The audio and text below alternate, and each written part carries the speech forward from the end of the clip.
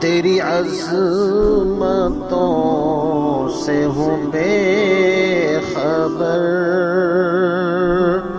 یہ میری نظر کا قصور ہے۔ اعوذ باللہ من الشیطان الرجیم، بسم اللہ الرحمن الرحیم۔ یا ایہا الذین آمنوا کلوا من طیبات ما رزقناکم واشکروا للہ ان کنتم ایاہ تعبدون۔ صدق اللہ العظیم۔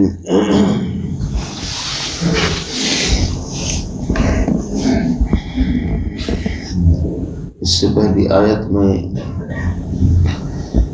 یا ایھا الناس کہہ کر کے خطاب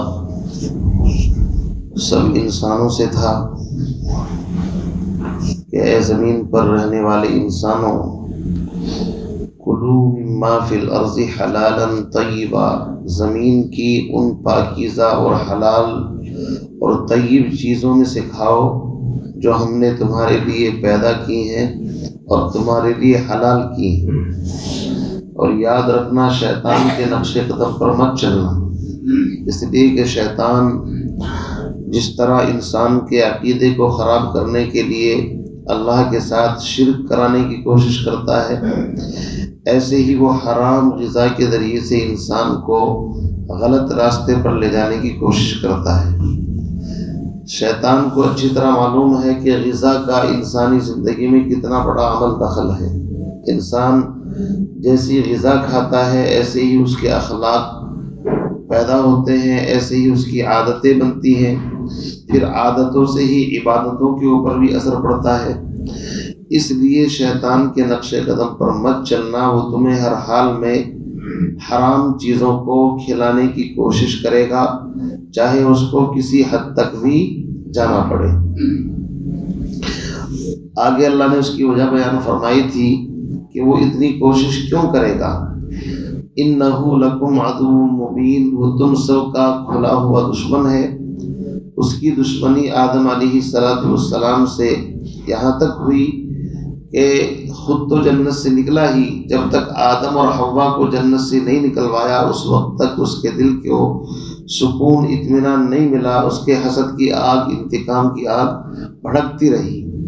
اس لیے وہ کسی موقع پر بھی چوک نہیں کرے گا، ہر وقت اسی کوشش اور تمنا میں رہتا ہے کہ وہ تم کو سیدھے راستے سے بھٹکا دے۔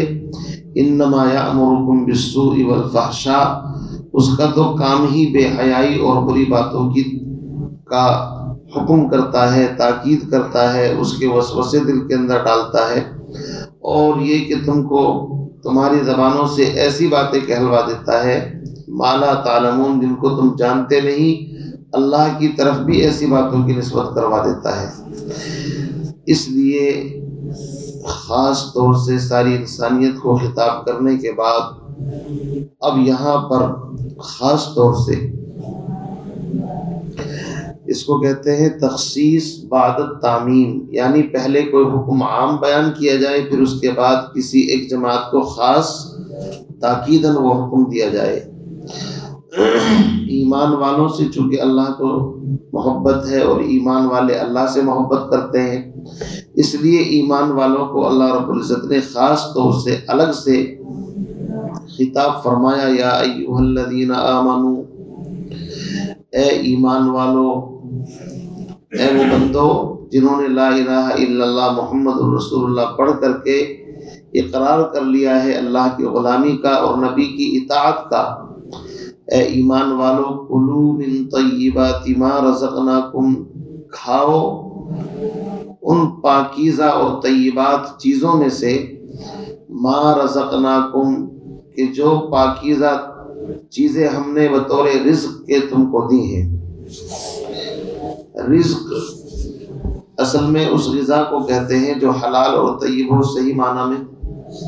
اسی لیے انسان جب مسجد کے اندر داخل ہوتا ہے تو کہتا ہے اللہم افتح لی ابواب رحمتک، اور مسجد سے باہر نکلتا ہے تو اللہم انی اسألک من فضلک، تو اللہ کا جو فضل ہے وہ رزق حلال ہے۔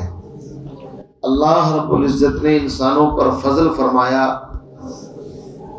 کہ غذاؤں کے اندر سے بھی حلال اور طیب غذا کے کھانے کا حکم دیا۔ اناپ شناپ کھانے کی اجازت نہیں ہے، حلال بھی ہو طیب اور پاکیزہ بھی ہو۔ حلال اور طیب اور پاکیزہ کھانے میں کوئی کراہت نہیں ہے، اور نہ اس کو بزرگی کے خلاف سمجھنا چاہیے۔ کوئی یہ سوچے حلال ہو پاکیزہ ہو یہ بزرگی کے خلاف نہیں ہے۔ سورہ کہف کے اندر آئے گا کہ وہ لوگ جو غار کے اندر جا کر کے چھپ گئے تھے اور 309 سال تک تقریباً غار کے اندر سوتے رہے، جب وہاں سے وہ بیدار ہوئے اور کھانے کی ضرورت پیش آئی تو جس کو کھانے کے لیے بھیجا انہوں نے کیا کہا تھا؟ فَلْيَنْظُرْ أَيُّهَا أَزْكَىٰ طَعَامٍ، کہ تم میں سے جو بھی جائے پاکیزہ ہو حلال ہو، ازکا یعنی خوب پاک صاف ہونا چاہیے، فَلْيَنْظُرْ أَيُّهَا أَزْكَىٰ طَعَامٍ، اور خوب لذیذ بھی ہونا چاہیے۔ لذیذ کھانا برا نہیں ہے لیکن پاکیزہ ہونا چاہیے، طیب ہونا چاہیے۔ اور صرف لذت کے چکر میں حرام چیزوں کو کھانا، جیسے کہ یورپ وہاں پر ایسی ایسی چیزیں کو جو بالکل حرام ہے ناجائز ہے، جیسے کہ خون ہے بہنے والا، ان کو بھی وہ فرائی کر کے اور روسٹ کر کے اس طرح کھاتے ہیں کہ آپ اندازہ نہیں لگا سکتے۔ تو حلال چیز کھانی چاہیے، پاکیزہ ہونی چاہیے، اور چاہے پھر اس کے اندر لذت آئے نہ آئے اس سے کوئی بحث نہیں ہے۔ اگر لذت بھی ہے تو اور اچھی بات ہے، اللہ کا شکر ادا کرو۔ تو فرمایا یا ایھا الذین آمنوا، اے ایمان والو، کلوا من طیبات، کھاؤ پاکیزہ چیزوں میں سے وہ چیز جو ہم نے تم کو بطور رزق عطا فرمائی ہے۔ جب تم پاکیزہ چیز کھاؤ گے تو واشکروا للہ، جس کا کھاؤ اسی کے گن گاؤ، اللہ کا کھاؤ اور پھر اللہ کا شکر ادا کرو۔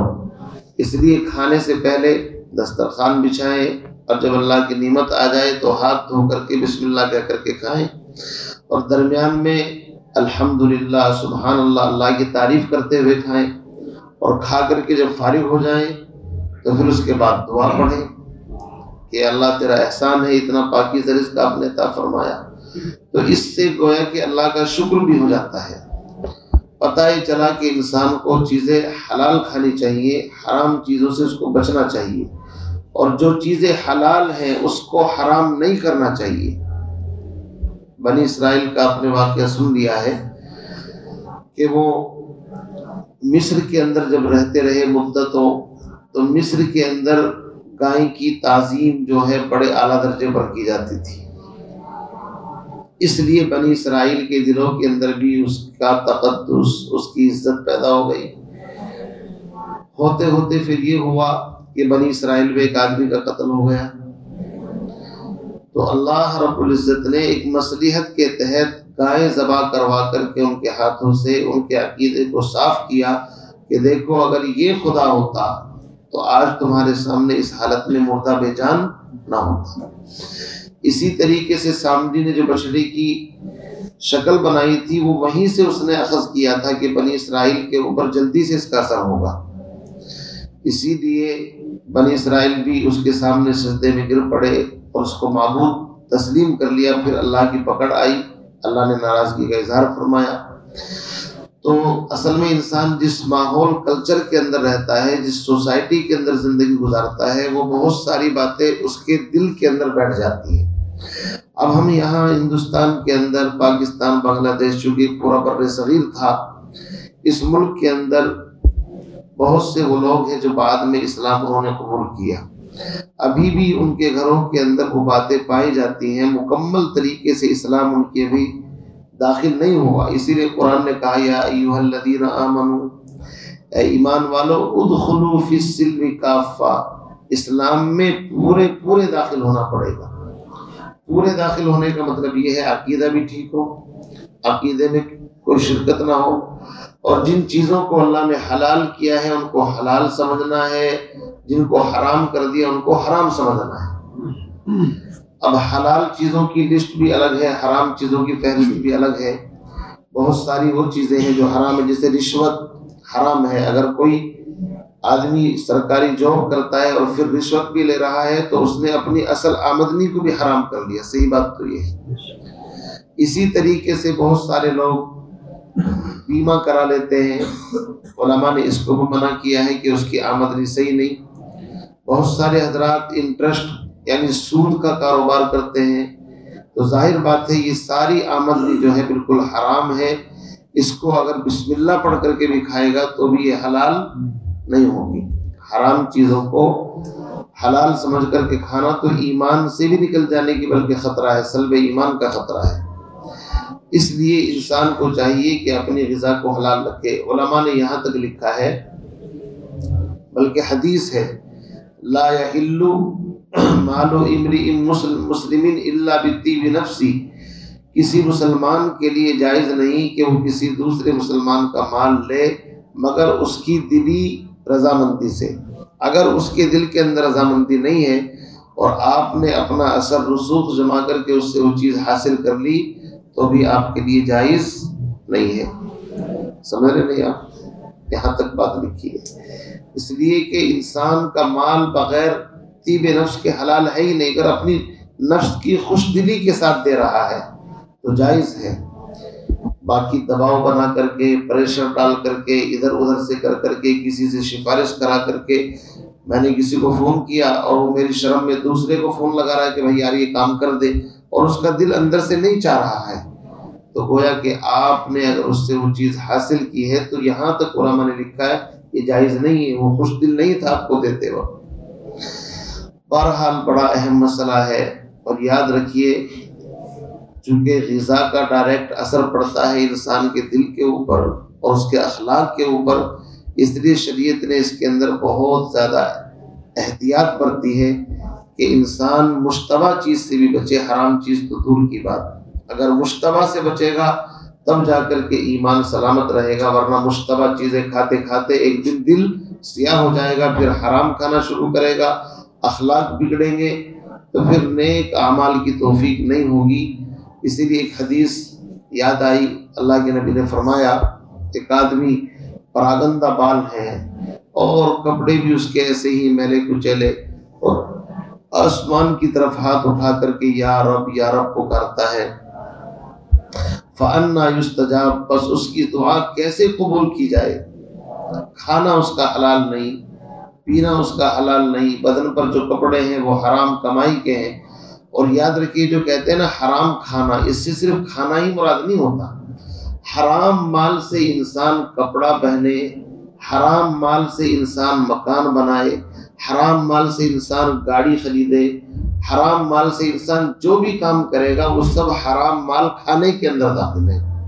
کبھی آپ یہ سوچیں کھانے پینے میں تو تھوڑا ہی خرچ ہوتا ہے، لاؤ کھانے کی ممانعت آئی ہے تو میں اس سے کچھ اور کام کر لیتا ہوں. سمجھ بات آئی؟ تو حرام چیز کا کسی بھی طریقے سے استعمال صحیح نہیں ہے.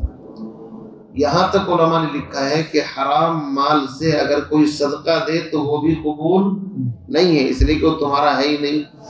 مال چوری کر لیا، ڈاکہ ڈال لیا، غصب کر لیا، اور اس سے سوچ رہے کہ کچھ اللہ کو بھی راضی کر دے 2.5% دے کر کے اور اللہ کی مخلوق پر خرچ کر دے، پھر یہ حلال ہو جائے گا. وہ سارا کا سارا اس کا ہے جس کا تم چھین کر کے لائے ہو، تمہارا صدقہ کرنا معتبر ہے ہی نہیں. سمجھے نہیں؟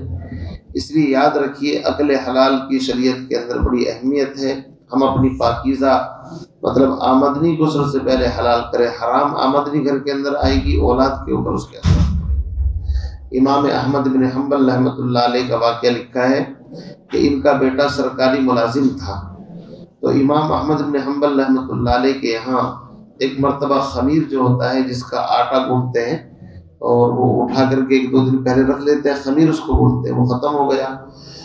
تو باندی ان کے بیٹے کے یہاں سے خمیر لے کر کے آئی اور اس کی روٹی بنا دی. تو امام صاحب نے پوچھا کہ ہمارے یہاں تو خمیر تھا ہی نہیں، آیا کہاں سے ہے؟ آج ہم تحقیق نہیں کرتے، جو چیز ہم نے گھر پر لا کر کے نہیں دی ہے اور وہ ہمارے سامنے آ رہی ہے تو پوچھے تو صحیح آئی کہاں سے؟ تو امام صاحب نے سوال کر لیا یہ چیز کہاں سے آئی ہے؟ بتایا کہ آپ کے بیٹے جو صالح ان کا نام تھا ان کے یہاں سے آئی. کہا کہ میں اس کی آمدنی کو مشکوک اور مشتبہ سمجھتا ہوں، اس کی آمدنی مجھے صحیح نہیں لگتی.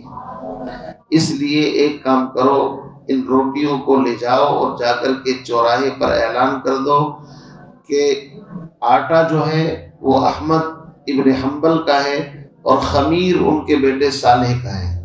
سمجھے نہیں؟ یعنی لوگوں کو بتا کر کے دو، اگر کوئی لینا چاہے ضرورت مند تو دے دینا، ورنہ تو ایسے ہی مت دینا کسی کو. اور اس زمانہ ایسا تھا کہ کوئی اس کو لینے والا نہیں ملا، یعنی اتنا لوگ حلال طیب کھاتے تھے. تو کیا کریں اس کو؟ کسی نے کہا کہ اس کو بھائی سمندر میں، جس طرح ہم قائد فاروں کو سمندر میں یا پانی کے اندر ڈال دیتے ہیں، کہ ان روٹیوں کو دجلہ جو دریا تھا اس کے اندر یا غالباً کسی اور کے اندر وہاں پر ڈال دو. چنانچہ وہ روٹیاں ڈال دی گئی. تو لکھا ہے کہ کافی مدت تک امام احمد بن حنبل نے مچھلیاں نہیں کھائی، کہ ہو سکتا ہے وہ روٹی کا ٹکڑا مچھلی نہیں کھا لیا. تو یہ ان لوگوں کی تقوی کا حال تھا، پرہیزگاری کا حال تھا، اتنی باریکی. اسی لیے وہ علم کے پہاڑ تھے، عمل کے پہاڑ تھے. تو غذا کو اگر ہم صحیح کر لیں، خالص، صحیح بات یہ ہے کہ دعا بھی قبول ہوگی انشاءاللہ، اور ہر طرح کی مطلب اللہ کی طرف سے مددیں آئیں گی. غذا صحیح نہ ہونے کی وجہ سے اس حدیث کے اندر ہم داخل ہو جاتے ہیں کہ پراگندہ بال ہیں، رب رب پکارتے ہیں لیکن اوپر سے کوئی جواب نہیں ملتا. تو یا ایھا الذین آمنوا، اے ایمان والو، کلوا من طیبات ما رزقناکم، جو پاکیزہ رزق ہم نے تم کو دیا ہے اس میں سے کھاؤ. واشکروا للہ، اور اللہ کا شکر ادا کرو. ان کنتم ایاہ تعبدون، اگر تم اسی کی عبادت کرتے ہو. دیکھیے توحید کے ساتھ عقل حلال کا بڑا اہم ربط ہے. اگر تم خالص اللہ ہی کی عبادت کرتے ہو تو عقل حلال شرط ہے اس کے لیے. عقل حلال کے بغیر انسان کا عقیدہ اور انسان کی یہ چیزیں محفوظ رہ جائیں کوئی گارنٹی نہیں ہے. اللہ تعالیٰ سے دعا فرمائیں ہم تمام کو اپنی اپنی روزی کو حلال طریقے سے کمانے کی اور حلال طریقے سے کھانے کی توفیق عطا فرمائے. رزق حرام سے ہم سب کی، ہماری آل اولاد کے اللہ حفاظت فرمائے. سبحان اللہ و بحمدہ، سبحانک اللہم و بحمدک.